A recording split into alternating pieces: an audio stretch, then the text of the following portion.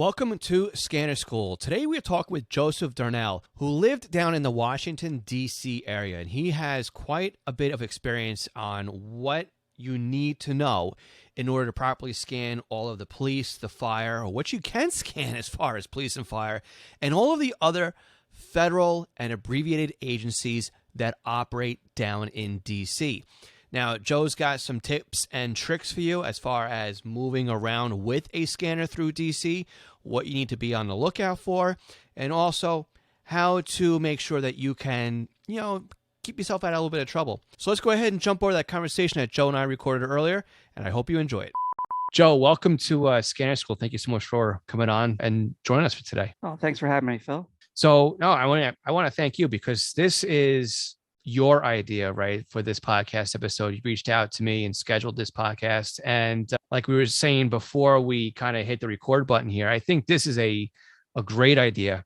And it's something that I'd like to keep going. So if people are listening to this podcast episode and their wheels start spinning about what they can do with what we talk about, I would love to hear from them. So I want to thank you again for having this idea, bringing it forward, stepping up, and doing a little bit of research so we can talk about this today. Yeah, and I mean, I kind of had the idea because living near DC and working in DC, you get to know what's out there, and it really takes a while to figure out your what you want to scan, what you should have locked out, what you just don't even want to have programmed, because there's so much in DC. I mean, it's the seat of the federal government. It's its own big city. You got jurisdictions all around and multi-agency, multi-jurisdictional systems. So it's which ones of those do you program into your scanner? Which conventional repeaters do you program into your scanner? And if you're just using, where this stepped off was I was running the GPS and figuring that GPS out in the SDS 200. When I got down close to DC and the GPS started loading in all those systems and all those sites for DC systems, it was just too much to really be useful. So that's kind of where the idea sparked, scanning, figuring out how to scan DC, because I'd done a lot of this programming manually, but I really enjoyed that GPS in the SDS 200 for driving out in Western Maryland and other parts that weren't so heavily populated, I guess. And you cross one county border, so it drop the previous county, bring up the next county. Yeah, but DC, it's all compact. It's all right there. You get close to DC, and it loads up full multiple trunk systems and lots of conventional frequencies. And you need to know what to turn off, really. So before we go into that, let's take a backtrack a little bit and let's talk about your history with scanning a little bit, or what it is you do. So let's talk about how you got started. Just really quickly introduce yourself, how you got started in scanning, and kind of what makes you tick when it comes to some of these radios. Well, it kind of goes back to when I was a kid. I had a transistor radio, and one night, late at night, and I lived near Baltimore at the time, and I was pulling in a radio station, an AM radio station from New York City. And that is what created the magic of radio from me. I think it was a 660 AM. 660 AM, the fan. It was one of the big stations that's really, really powerful at night. And I heard it way down there. And that kind of started the magic. And then I got something with shortwave in it, and I was doing a little bit of that. And then as a teenager, one of my friends had this little 4-channel VHF scanner. I can't remember the model number, but it had a knob for each frequency, and you kind of had to tune the knob to get it right, and then it would scan across those 4 channels. Okay. It had 4 knobs, so you set one, you set the other, and that could get our local fire department, our county fire department dispatch. And when we first started, they had a couple of their response channels simulcast on their old VHF frequencies.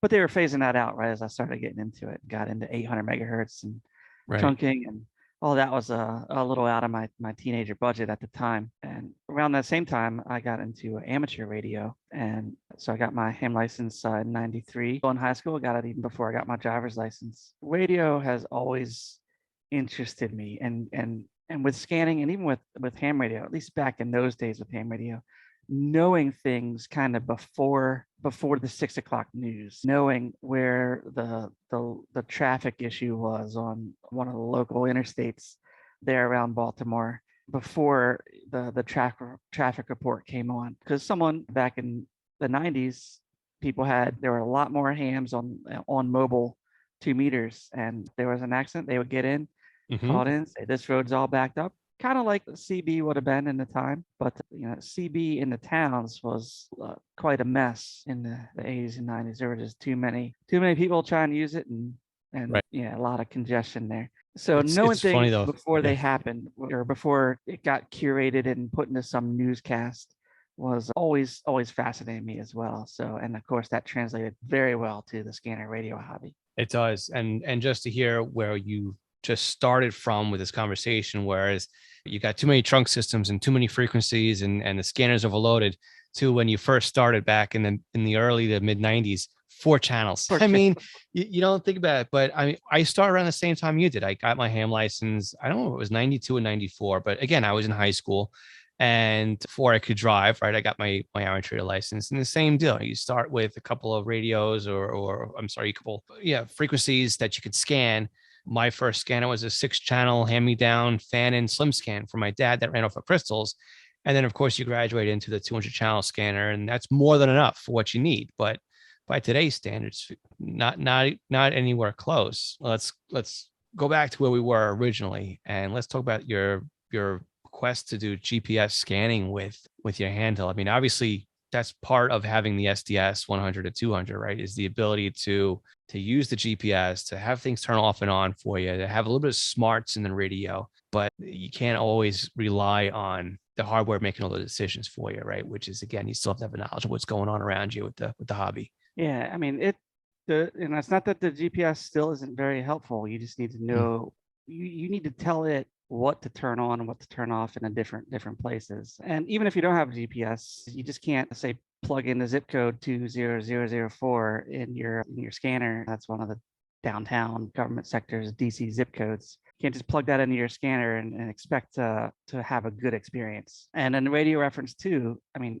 that's where all the data comes from for that. But it can be your best friend when it comes to scanning anywhere, but it can also be a bit of a hindrance without some on the ground knowledge of, because radio reference, it doesn't have it all when it comes to DC, but it has a lot, and a lot that's in there, but you still aren't going to be able to listen to. For the obvious reasons, that's a hot topic, of course. Mm-hmm. Because nearly all the law enforcement in Washington, D.C. city limits is encrypted. I'm sure that's not a surprise to most people. I mean, and since the Washington, D.C. city radio system, it's P25 phase 2 simulcast. I think most of the talk groups are still phase 1, but not. It's the SDS 100 is kind of like going to be your best scanner to bring to DC. It's not like, again, we've all made the other scanners kind of work in simulcast environments, but if you have the option, the SDS 100 is the one to bring. And again, there are still, even though it's encrypted, like we always say, there's still plenty of fire and EMS activity, other types of activity to listen to. And even there is one of the unencrypted police channels is the police department, the citywide talk group. Even that can get a little busy, and that can be kind of like a clue that something major is going on when they start calling out detectives and whatnot on the open frequency to get them to come in, because that kind of the way that talk group is supposed to work is it opens up a lot of radios, kind of regardless of where they're set to at the time. Okay. Not sure why that's unencrypted. It is, and it now you're not going to get the whole story, but it can clue you in that, hey, something is going on. Right. And sometimes that's better than nothing. Yeah. Right. So yes, let's break it down. So you want to go, and you want to go to DC, and you want to scan. Either you're going for the family trip to go see the monuments or whatever else, or you're living downtown, or you're traveling through. Take me through like your process when you were heading that way, and how you set everything up, and what it was you were able to listen to, and So now I know a couple of the systems. Just again, I worked in DC for quite a while, so I had time to think about all these. And then of course I haven't really worked in town for 2.5 years for that other reason. Mm-hmm. So I was worried that my knowledge was getting a little stale. So I took a day trip down to DC and just scanned, and to make sure that what I remember was still pretty much valid. So we talk about the in DC, United States federal government. First of all, even though you'll see the systems and you'll see the frequencies in radio reference, fortunately they're all very capital E for like the Secret Service and the Capitol Police. And even the U.S. Park Police went encrypted a couple years ago. You can still listen to the Park Service operations very nice P25 conventional repeaters. Okay. Very powerful. You can hear them in the entire region. But the park police is encrypted, and that cut off a valuable source of traffic information because there's a lot of parkways that they patrol. So we talked about the Washington D.C. city radio system, and there's another one that's pretty prevalent in the area called the Joint National Capital Region System, JNCR.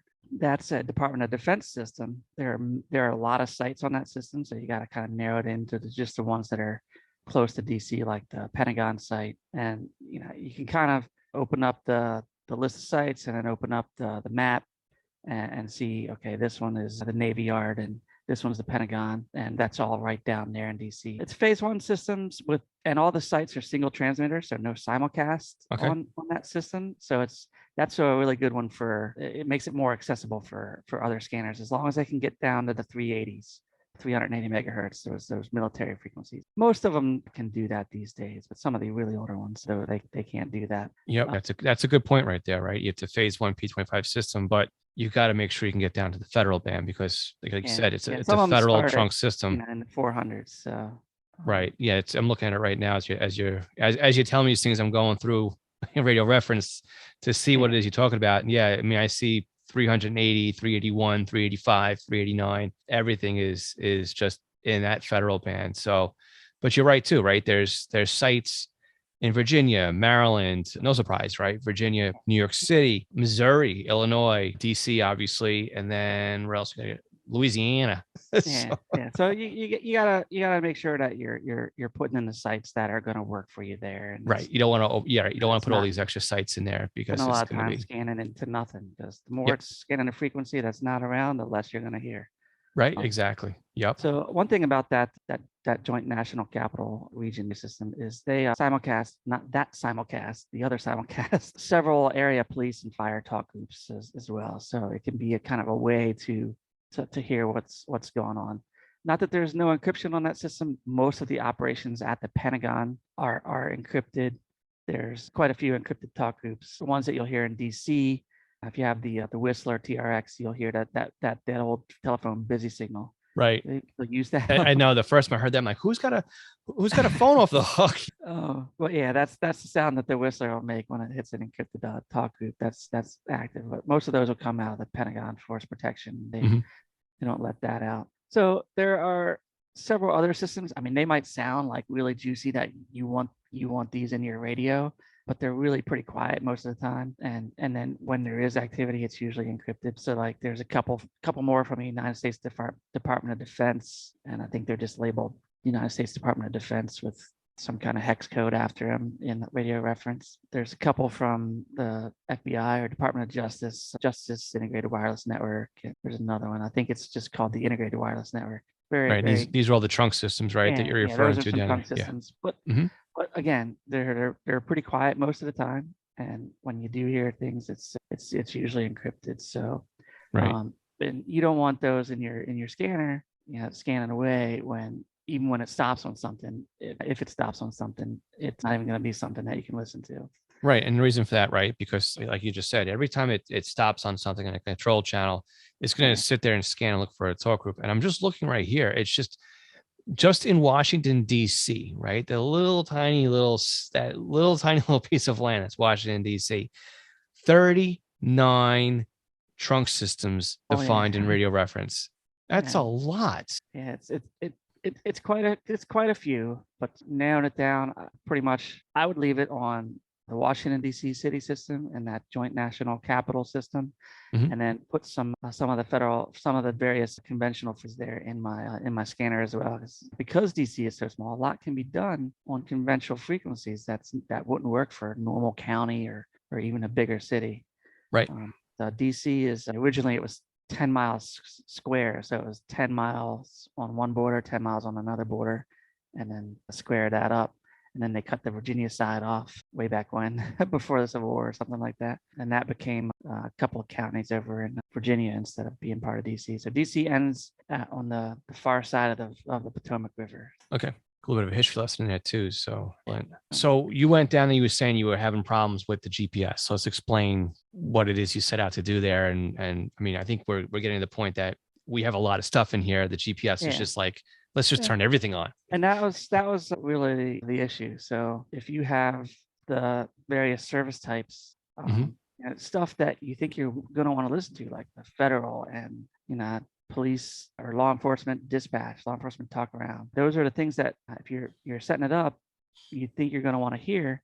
But again, it's going to load so many of those systems into your scanner that you're not gonna. It's going to spend more time scanning nothing than it is going to be stopping on the things that you want to listen to. And that was really what I noticed. I mean, all those systems, I said, there's not a whole lot going on here.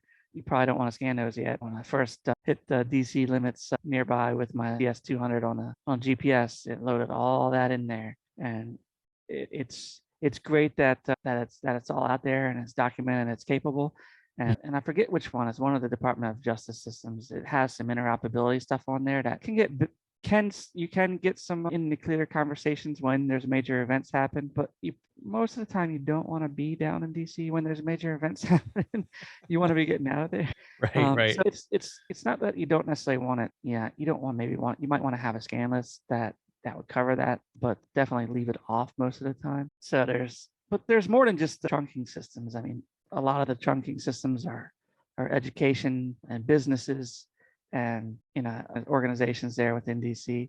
A lot of DMR as well. So that's where your Whistler scanner can come in really handy, or if you have the DMR upgrades for your unit. Right. And I'm looking at that too. I don't, because I have the Whistler. I'm like, if I need to hear DMR, I'll use the Whistler. And so I didn't take that upgrade route. And a lot of that looks like for DMR, right? I don't know if you said it or not, but it's a lot of the businesses. So you got, and the schools, right? So Washington University, Georgetown University, Audi Field, World Bank, Capitol Complex, Capital One Arena, even the correctional treatment facility, all DMR. I mean, the hotels. I mean, obviously you would expect a lot. That's those kinds of things. Those businesses all fall into DMR. So even looking though here too, you got some LTR.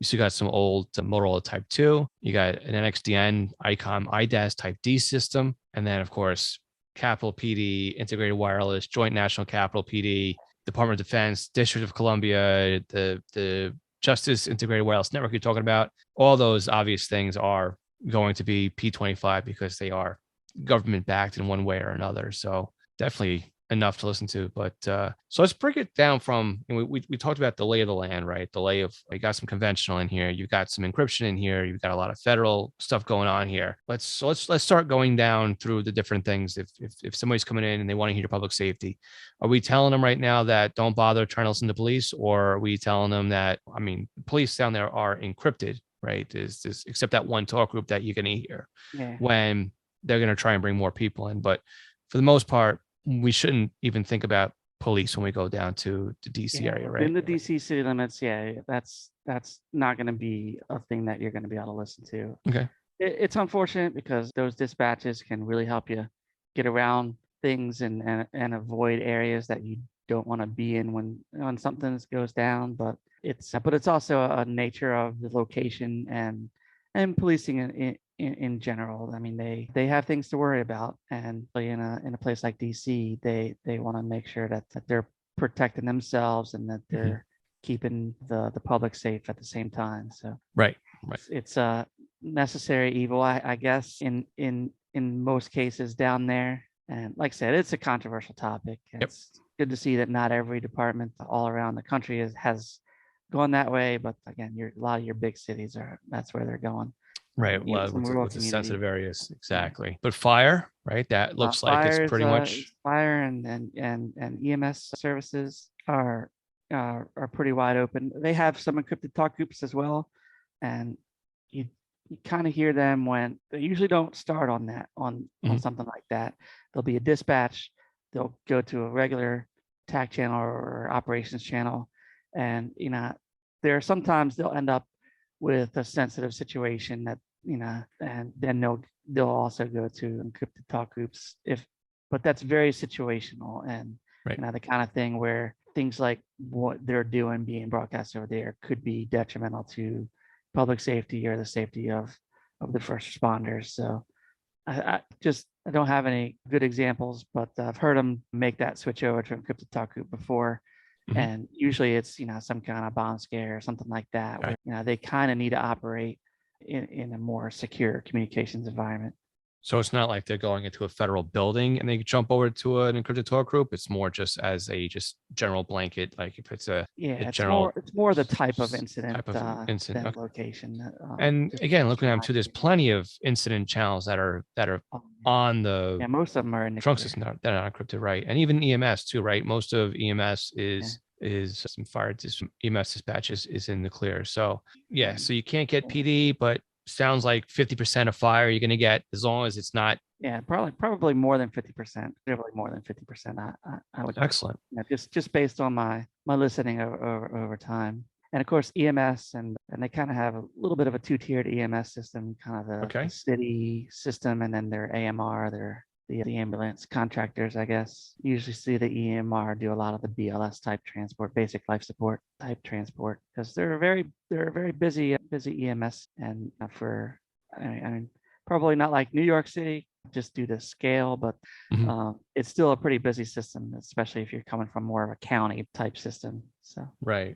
And again, so far, right, the police, fire, EMS, this is all on the trunk system, right? The Washington D.C. or District of Columbia trunk system, that kind of with a simulcast site. So the single simulcast site. And there are other things on there. I mean, you'll hear the taxi enforcement and street cars and lots of the city general services, utilities, that kind of stuff. The parking guys are encrypted. The meter maids, you mean? Yeah. Funny story. When I was the first place I pulled up to near the Capitol to do some scanning, I found myself a parking spot. It seemed good, and the parking enforcement tow truck shows up about 3 minutes later. I lean out the window. I can't park here, can I? He's like, nope. So I found another little spot to hang out for a little while. But business, and it's a good thing I didn't get out and take a walk at that point. Now, as far as having a scanner in Washington D.C., I mean, obviously you're not going to want to bring attention to yourself while you have it out there, but I mean, having it in the vehicle with you or driving through, I mean, are you aware of anything that would prevent you from being able to do that? I guess my only suggestion is that as a tourist, you are likely to go into buildings that do have security. It's very common for families to have like FRS radios, that sort of thing. I wouldn't draw attention to it, but you might get asked, even as going into federal buildings with the badge that's not supposed to be here. I've been asked before, like, what is this? It's like, oh, I just listened to that on the train on the way there. And but yeah, so there are times when you might have to put your bag through the metal detector, and you know what it looks like. It's got a bunch of battery cells in it, so that really they just want to know that it's not something that's going to hurt anybody. Most people aren't going to care what that it's a scanner, or even say, oh, that's just my radio. And that's usually all you have to say. But it could create a situation like, I've never taken it. I mean, it's been a long time since I've been to the White House, but I wouldn't take it like there. I did have it on me when I went to the Capitol when George Bush passed away, and they had the viewing there in the Capitol. And I did have it with me that time, and it wasn't a problem there, but they were just trying to get so many people through there. I mean, you probably could have had all sorts of things. If it wasn't gonna stab somebody or explode, they were gonna let that pass just because they were in a hurry to get you through. Gotcha. Not that we're advocating for trying that, but it sounds pretty much like if you do have one, it's not going to be the end of the world if you happen to bring it in. I mean, worst case is somebody's going to ask you what this is, and they'll let you on your way. You probably need to turn it on and just say, look, this is what it does, or something like that. But it sounds like you had it right. You took the train in, it was with you to listen to on the way in, and then you're here for work or you're here to visit, and then you can listen to it back when you're done being a tourist. But interesting too, you bring up that a lot of families in the area use FRS. So that's even something extra to listen to, right? When you put those banks on and listen to that, just to kind of give yourself something to listen to that's a little bit different than fire or EMS or the cleaning crew at whatever building you're in for the day or something like that, or the hotel. So I always keep a bank of RS, GMRS, MERS frequencies just ready to go. Just hit a button and it's going to come on. Bank, a scan list, depending on the scanner and what they call it, favorites list with FRS in there, and kind of all those common standard frequencies. Right. Did you find a lot of stuff on there you don't expect to find? Yeah, you do. Some people are running their whole business operation on an Yes, FRS yes, radio, yeah. and then is looking for a lost kid and some things that maybe you shouldn't hear that might not be above board. But Right, right. and that kind of takes me. So conventional walkie-talkies. Yeah, I mean, you got security guards. DC's got a lot of private security. A lot of the federal buildings are really guarded by private security. Obviously, not the big deals, but the more minor agencies and buildings, a lot of private security. And one trick that you'll find with the DC is a lot of these security guards, their main office, they're on these kind of these email lists that where the DC, emergency management office will send out an email blast, say, hey, something's going on at 3rd Street Northwest and Constitution, avoid the area. And they'll kind of know that before everybody else. And then their main office for the security gets it. And especially if you're in that area, you'll you'll be able to hear them kind of call that out to on the radio to their guards. And whether it's like a protest or some kind of police activity, sometimes that's all they'll say. It's just police activity location and the streets are going to be closed or something like that. But And that's enough though, right? That's enough to yeah, let you that's know that there's that's something yeah. going on there. Right, right. And sometimes it's a little more information that maybe they wanted to get out on the air, but it pays to, again, I know in Whistler, it's that 177 scan list there, but they're labeled security in radio reference, so it's a little kind of a backdoor to maybe get a little bit of information on police activity. Maybe not, again, all the details, but kind of a little bit of what and a little bit of where, and Right. help your own situational awareness. Is there a protest coming down the street and I want to get my family away? Is it something I want to gawk at? I mean, Right. it's there are all kinds of scanner listeners out there. Some of us really want to see what's going on. As long as we're staying out of the way, I don't have a problem with that. But again, and on the other hand, if you're there with the family and you don't want them in certain situations, it's a good way to avoid things. Hey, we're going to take a quick break here right in the middle of this conversation right now to remind you that anybody who's a Patreon supporter doesn't get this upcoming break. So if you want to help us out and help support Scanner School, you can go to scannerschool.com/Patreon, and for as little as $3 a month, you won't get this break. For everybody else, we'll catch you in just 1 second. So the news media, they kind of have all their back channel frequencies. You're probably familiar with this in the New York area as well, but they have a lot of back channel frequencies back to there's a lot more that gets said between the on-scene reporter and the producer back at the station than can go out on the air. And then again, some of that stuff it can be unconfirmed stuff, and like, oh well, we're still waiting on the confirmation on that. But if they're talking about it, there's got to be some ground truth because they're there. And so that's some news people, and you'll get a preview of what's coming up on this 6 o'clock news, or some information on what to avoid. So Exactly. And again, looking here on the media channels, you got the fire buffs, or at least you've got that to listen to if you don't want to listen to all the fire activity on there. But you're right. You've got news desks. You have the IFB links. You've got engineering, which is always good to listen to. The helicopters, MSNBC IFB is in there as well. Oh, you mentioned helicopters. There are a lot of helicopters in DC. You cannot go an hour without picking something up on the main helicopter frequency, air-to-air helicopter, 123.025, I think it is. I'm almost certain that's what it is. Don't have the scanner in front of me right now. I need to get those distractions away for the podcast. But there's a lot of helicopter traffic around DC. Funny, it's very restricted airspace, right? A lot of helicopter traffic. They have their ways.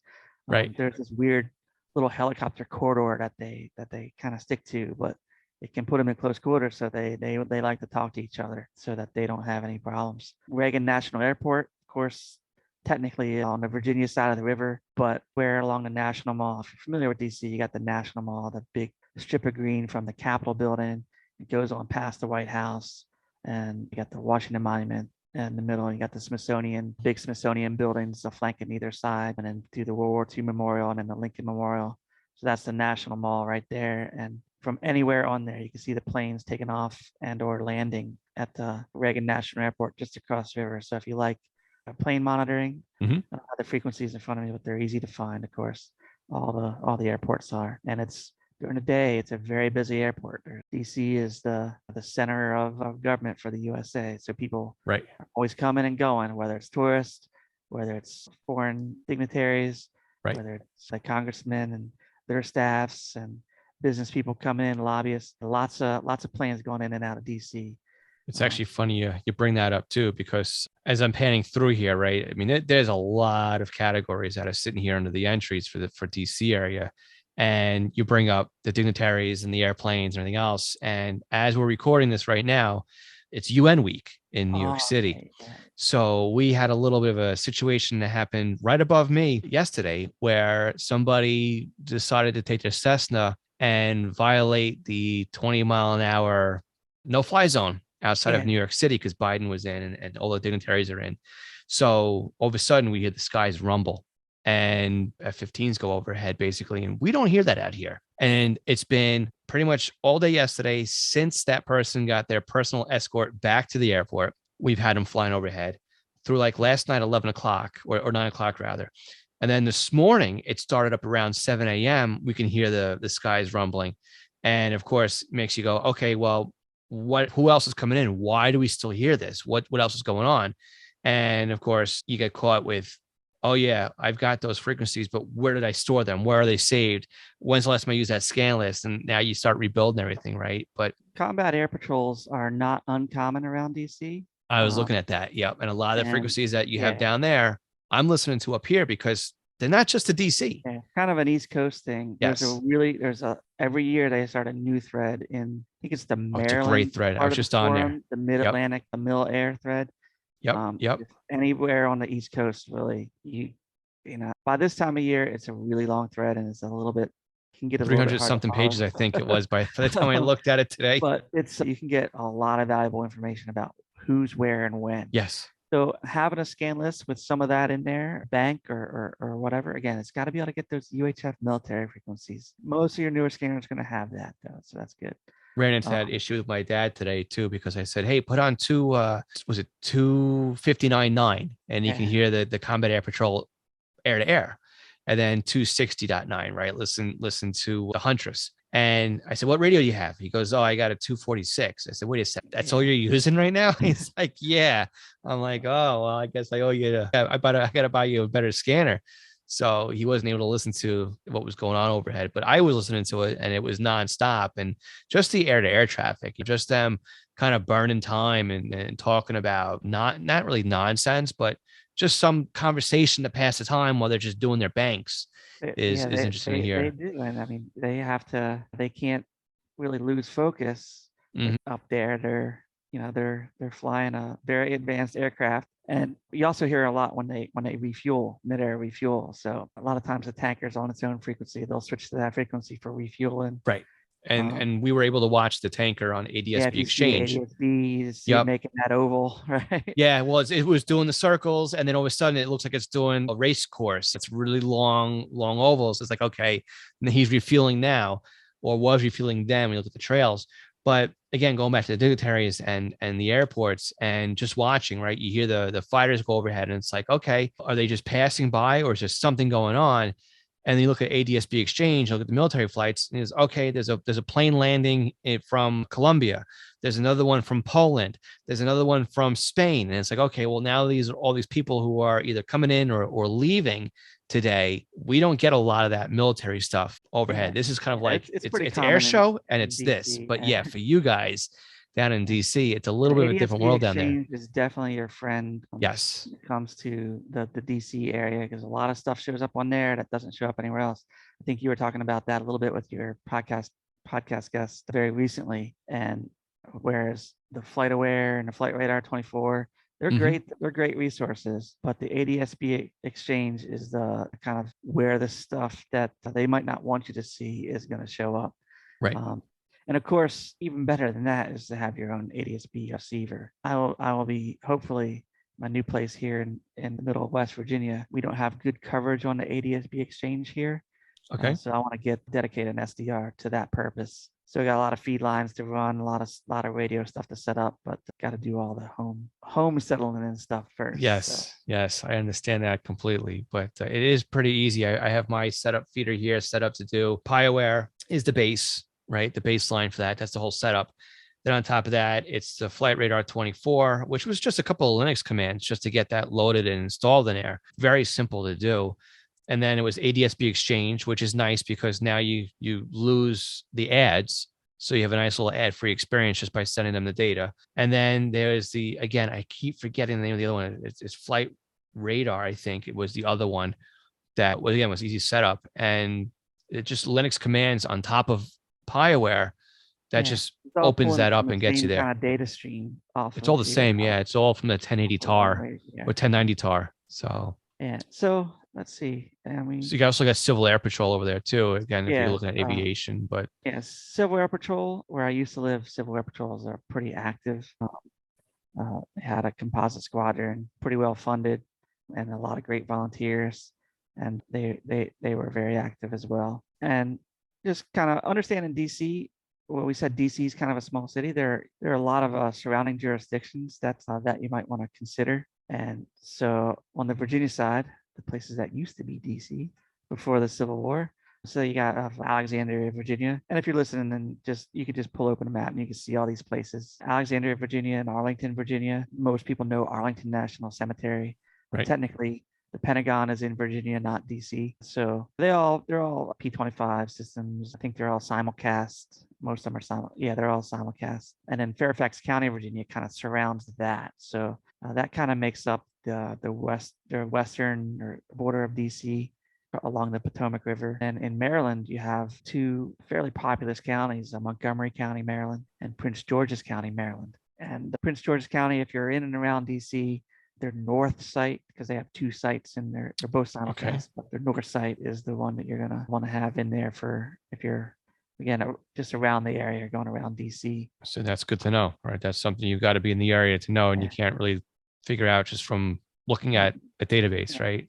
Most of their talk groups on both the Virginia and the Maryland systems I just mentioned are in the clear. They do have their secure talk groups that they'll go to for certain types of communications that they need to do, but most of them are in the clear.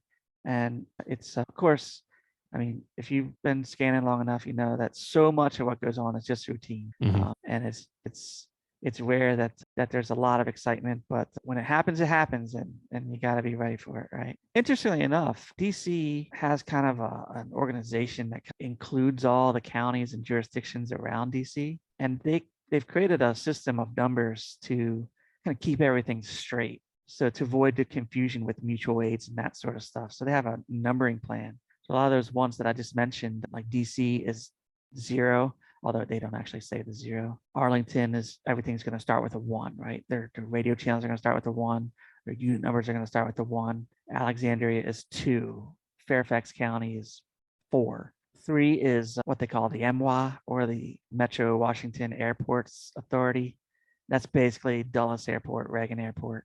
So that's number 3. I don't remember them all. 7 is Montgomery County, Maryland, and 8 is Prince George's County, Maryland. Again, like their unit numbers will start with a 7. So, let's say I see that. small group 7 Alpha 1 is going to be Montgomery County. Right. I see that in Montgomery. Bring it up, right?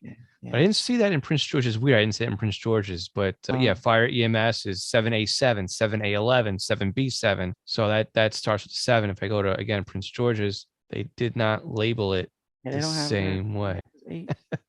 Let me look at the trunk system here. Special. Oh, there it is. Unit numbers start with 8. Yeah. It is. Okay. Description. So it's in the trunk system side. It's 8B10, 8A13. Okay. So that's what all that is for. Very interesting. And again, if it's engine 401, that's a Fairfax County fire engine. A truck 706, that's a Montgomery County truck. So, and I think they put that in after 9/11, because think about the amount of mutual aid that came to the area on 9/11, and keeping all that straight had to be a nightmare for battalion chief. And so it's when you first think about it, it seems like it's more complicated, but if you're on the ground and you need to have situational awareness very quick, what radio channel they need to be on, or what unit is this? You just right. So, but as a casual observer, that can, just a quick preview of radio reference, and you kind of already have some of that figured out, right? And I think that's the theme of what I'm saying, is that you should do a little planning. If you're going to come to DC, especially as a tourist, or maybe it's a work trip and you want to scan after work or during work, depending on how demanding what you're doing is, just you want to do some planning ahead of time of what to have programmed into. We talked about it, some of it here. again, radio reference is your friend. If you see a lot of gigantic E's in there, don't even put that in there. Right? Mm-hmm. And the planning is your friend. If you know your hotel is going to be in Montgomery County, but your work is in Washington, D.C., plan for that Montgomery County system as well. One of the ones I was having trouble verifying is the Washington Metro system. Okay. There's subways and buses, often abbreviated WMATA, Washington Metropolitan Transit Authority, or Washington Area Metropolitan Transit Authority. Right now, they have two systems. I think they're in between systems and they're trying to migrate to one.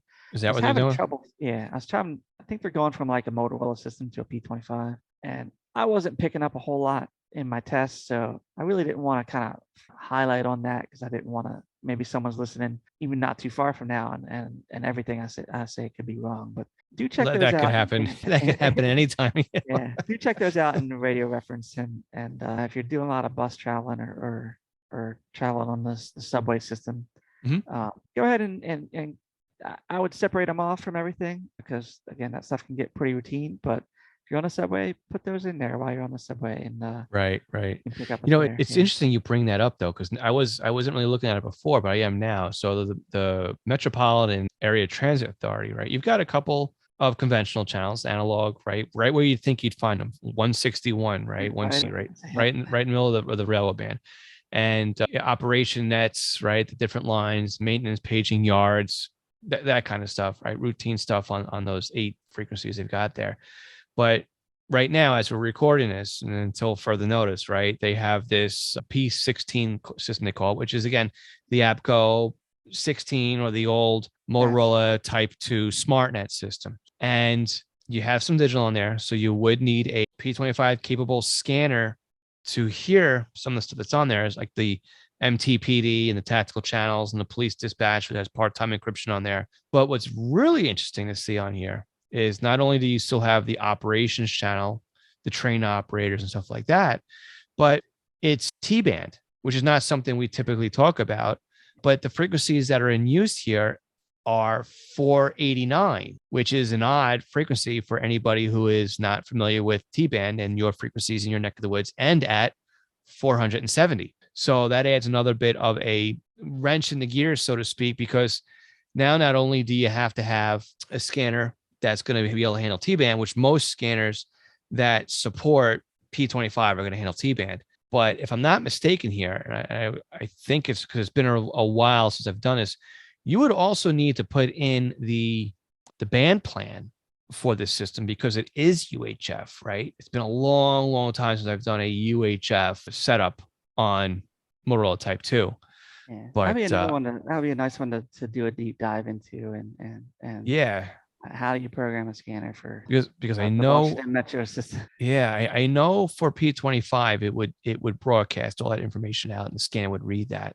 Yeah, they're But trying to. I know they're trying to move off of the T-band, but they've been trying to do that for 15 years. It seems like at least. well, there was also this thing too. They were trying to get everybody off of T-band, and I think the federal government decided that they can't do it. It's too much of a task, especially in areas where I am. New York City, you got Chicago, you got other major cities that have T-band frequencies because the real estate's just not there. So, and not everybody's on board to go trunking. It's all supposed to happen before the latest TV repack, Yeah, because now right. they only go up to channel 36. And I also do my TV over the air. Okay. I got a nice Winegard antenna here in the middle of West Virginia, and I only got one way it has to point because that's the only transmitters, but it gets all the major networks, and one of them's VHF low, which is getting pretty rare.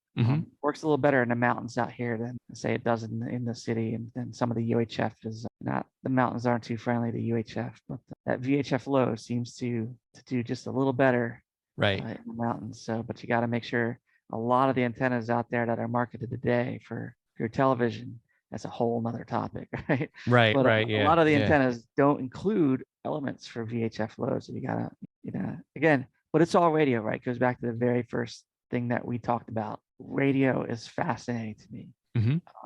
Even though, I mean, I'm gonna stream an NFL game on Amazon tonight In about an hour, right? Not even. yeah, and I just do that because I can. And they got this feature where they have like the stats that all come up, and it's pretty neat. But I still like the old way of doing it, just with radio. So Right. And that takes us full circle, the whole I conversation. think so. I think, Where I yeah, I started think, and to we have Washington Metro on the T band, and oh yeah, I like to pick up my TV on the air as well. So and the quality of signal you get on over the air television is usually better than what you're going to get on cable or satellite. It's yes. Yeah. It's not compressed yeah, like you would get yeah, yeah, I've noticed that. It's like, I thought my TV was okay. And then I hooked up over the air and it's like, wait a second. Yeah. Even when you, yeah, before cable here decided to require a card for everything, the feed they were giving you, if you just plugged the coax line into the back of your TV and ran the tune that way, looked so much better than if you ran it through the cable box. yeah, the cable box. Yeah, Yeah. yeah. But I enjoy all things radio. I think I put a picture of my ham shack on the Discord, or what my ham shack's going to be. Uh-huh. But once it gets all wired up, I have a couple of HF rigs, a couple of VHF, UHF rigs, packet nodes, that sort of stuff. And I think my only scanner in the shack for here in West Virginia, I think that the only one it's going to be is the Unication G5. Okay. Everything else is going to be probably in the workshop where I'll do other things. And if I want to stay up late listening to conventional frequencies or finding the secrets in the searches, I'll either be doing that in the workshop or via SDR remotely through the computer. So Nice. I mean, I got the TRX1 and the SDS 200, and I love those scanners. But for just in one county, listening to one county's set of talk groups of what's going on locally to me, and situational awareness right around here, Unication G5 it's perfect. And when I get up to go to the store, I just grab it, stick it on my belt. As long as I'm not leaving the county, I don't even worry about touching the knobs. It's great. So Right. Right. That's perfect. I mean, it's like every radio has a purpose in your setup, right? Everything is we talked about with Jim a couple of weeks ago, and it's the same deal, right? It's you have all these radios, but you fine tune them to get them to work either within their boundaries or within boundaries you set for them. yep. Yep. Um, So Yeah, it's like one of my VHF radios is just for talking on. The other one is for packet. One of my HF radios is just for CW, and the other one's for my voice and digital modes. So okay, nice. that's the way I kind of had it set up in the old place. Out here, I have more room for antennas, so it's gonna be even better. I might even be able to run a VHF and HF at the same time. So Very before, when the nice. antennas were in my attic, it was the HF would get into that VHF and make it not the most pleasant experience, but Yep. I got the be able to same spread them problem out a here little with bit. Yeah. the 2 meter antenna is too close to the scanner antenna and it just completely wipes out the scanner. So it's like I can't really do that from here. So, but I hear you. So is there anything else you want to bring up today before we wrap up about DC scanning?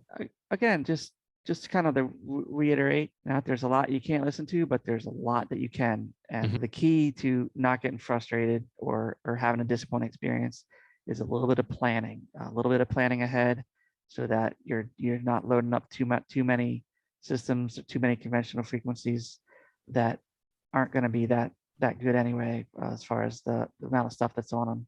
Plan ahead and be ready to make some adjustments on the fly. Don't totally ignore all these other things. Just make sure that you can turn them on and off at will. So Sounds good. And all right. again, don't be afraid to evolve too, right? Because again, Yeah. you may show up this time and this is the way it is. You show up a year later and they're not there anymore. So, Yeah. but Like when that's your that part plan deletes ahead, right right? encrypted, and that was a disappointment to everybody. Yeah. Yeah. I'm One day sure. they were on VHF FM narrow, and Yep. and then the next day they turned that transmitter off, and you weren't Did the hearing same them thing anymore. here.